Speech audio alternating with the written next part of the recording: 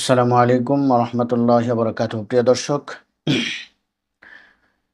মাজার ভাঙা জায়েজ আছে কিনা এ ব্যাপারে ইসলাম কি বলে? সুফি ও সুফিবাদের প্রভাবিত ব্যক্তিগণ অলি আউলিয়া ও তরিকার মাশায়েখদের কবর পাকা করা, কবরের উপর গম্বুজ নির্মাণ, তাতে বাতি জ্বালানো, কবর ও মাজার জিয়ারত করার উপর বিশেষ গুরুত্ব প্রদান করে থাকে। এমনকি সুফিরা বেশ কিছু মাজারের চারপাশে তাওয়াফও করে থাকে। মিশরের সৈয়দ বদভির কবরের চতুর্দিকে সুফিরা কাবাগরের তাওয়াফের ন্যায় তাওয়াফ করে থাকে। ভারতের আজমির তথাকথিত খাজা মাইনুদ্দিন চিশতির কবরেও এহেন তাওয়াফ করে থাকে চিশতিয়া তরিকার অনুসারীরা। অথচ সকল মুসলিমের কাছে অতি সুস্পষ্ট যে তাওয়াফ এমন একটি আবাদত যা কাবাগরের চতুর্পার্শ্বে এবং একমাত্র আল্লাহর জন্যই করতে হবে। সুতরাং কোনো কবরকে কেন্দ্র করে তাওয়াফ করা বড় শিরক, যা ইসলাম থেকে বের করে দেয়। আল্লাহ তাআলা বলেন, ওয়াল্লাতাওয়াফু বিল বাইতিল আতীক, এবং তারা যেন এই সুসংরক্ষিত গৃহের তাওয়াফ করে। নবী করিম সাল্লাল্লাহু আলাইহি ওয়াসাল্লাম কবর নিয়ে বাড়াবাড়ি করতে উম্মতকে সতর্ক করেছেন। তিনি বলেন, আল্লাহুম্মা লা তাজআল কবরি ওয়াসানান ইউবাদু ইশতাদ্দা গাযাবুল্লাহি আলা কওমি ইত্তাখাযু কুবুর আনবিয়াইহিম মাসাজিদা। হে আল্লাহ, আমার কবরকে পূজার স্থানে পরিণত করো না, যাতে এর ইবাদত করা হয়। আল্লাহর অভিশাপ করেছেন ওই জাতিকে যারা তাদের নবীদের কবরসমূহকে কেন্দ্র করে মসজিদ তৈরি করে।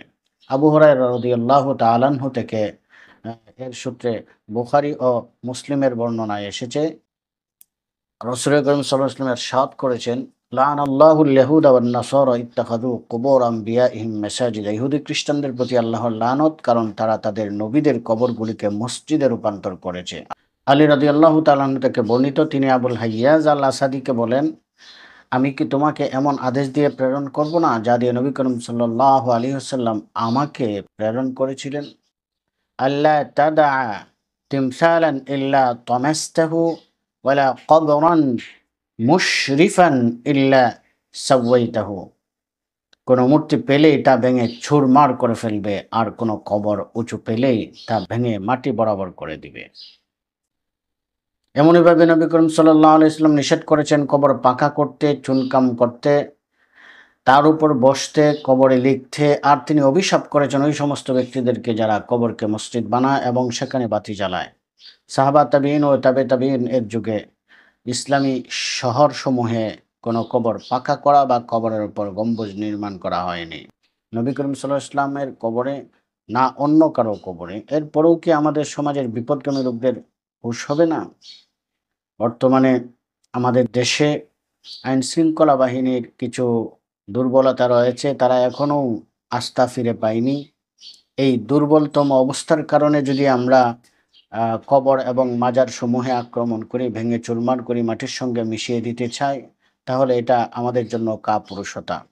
যখন আইন শৃঙ্খলা বাহিনী মজবুত থাকবে, শক্তিশালী থাকবে, তখন যদি আমরা এটা করতাম, তাহলে আমাদের আহ, ইমানের একটা পরীক্ষা হয়ে যেত, আমাদের সাহসিকতা হতো, বীর পুরুষত্বের এবং জিহাদ মুজাহেদার কাজ হতো। এখন যদি আমরা এই সময়ে আমরা এই কাজগুলো করি, তবে তারা কি করবে, আরও মজবুত, যখন আইন শৃঙ্খলা বাহিনী শক্ত হবে, মজবুত হবে, তখন তারা আরও মজবুতভাবে এবং আরও বেশি শক্তি নিয়ে তারা এই সমস্ত মাজার পূজার কাজ করবে, হ্যাঁ, কবরগুলাকে আবার পুনরায় নির্মাণ করবে।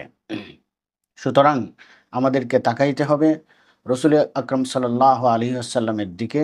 তিনি মক্কা শরীফে মক্কি জীবনে কোনোদিন কোনো মাজার বা কোনো মূর্তির উপর আঘাত করেন নাই।